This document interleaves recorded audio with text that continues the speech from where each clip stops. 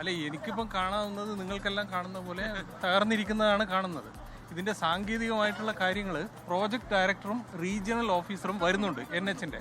അവരേതാണ്ട് ഒരു 15 മിനിറ്റിനകം എത്തുമെന്നാണ് അറിയിച്ചിരിക്കുന്നത്. ഇപ്പം ഞാൻ വിളിച്ചു. അപ്പോൾ അവരെത്തിക്കഴിഞ്ഞാൽ ഇത് സാങ്കേതികമായിട്ട് പിന്നെ ഇതിനെന്താ സംഭവിച്ചതെന്നുള്ളത് പറയും. കൂടാതെ ഇതിന് എന്താണ് പരിഹരിക്കാനുള്ള നടപടികൾ അവർ ഇവിടെ എത്തിക്കഴിഞ്ഞാൽ അതും കൂടി അവർ അനൗൺസ് ചെയ്യും. അപ്പുറത്തോട് ഇപ്പോഴും ഗതാഗതം തുടരുകയാണ്. അത് അപകടത്തിന്റെ അല്ല, അത് പരിശോധിച്ചല്ലോ. അവിടെ ഇപ്പം വലിയ ഇതില്ല. മാത്രമല്ല ഇപ്പോൾ തൽക്കാലം വാഹനങ്ങൾ അങ്ങ് കടന്നു പോയിട്ടുള്ളതെല്ലാം അതെ കൊട്ടിയം കണ്ണനെല്ലൂര് ആ വഴിയാണ് അങ്ങോട്ട് കടത്തിവിടുന്നത്. ഇവിടെ മൈലക്കാട് മീയണ്ണൂര്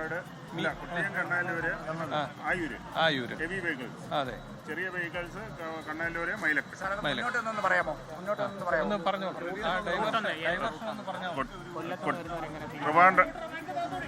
ട്രിവാൻഡ്രത്തേക്ക് പോകുന്ന വാഹനങ്ങളിൽ ഹെവി വെഹിക്കിൾസ് എല്ലാം തന്നെ കണ്ണല്ലൂർ റോഡിൽ ചെന്ന് കുണ്ടറ കൊട്ടാരക്കര വഴിയും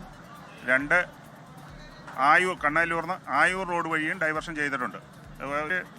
വാഹനങ്ങളൊന്നും ഇതിലേക്ക് കടത്തിവിടത്തില്ല. കൂടാതെ ചെറിയ വാഹനങ്ങൾ കണ്ണല്ലൂർ ജംഗ്ഷനിൽ നിന്ന് കാറ്റാടി മുക്ക് വഴി മൈലക്കാട് ജംഗ്ഷനിൽ വന്ന് കയറത്തക്ക രീതിയിൽ അറേഞ്ച് ചെയ്തിട്ടുണ്ട്. കരുനാഗപ്പള്ളി ഭാഗത്തു നിന്ന് വരുന്ന വെഹിക്കിൾസ് KMML വഴി ഭരണിക്കാവ് വലിയ vehicle heavy vehicles Bharanikkavu Kundara Kottarakkara വഴി തിരുവനന്തപുരത്തേക്ക് പോകേണ്ടതാണ്. NHI ഉദ്യോഗസ്ഥർ ഇപ്പോൾ വരുന്നുണ്ട്. ഇവിടെ ഈ സ്പോട്ടിലേക്ക് വരും.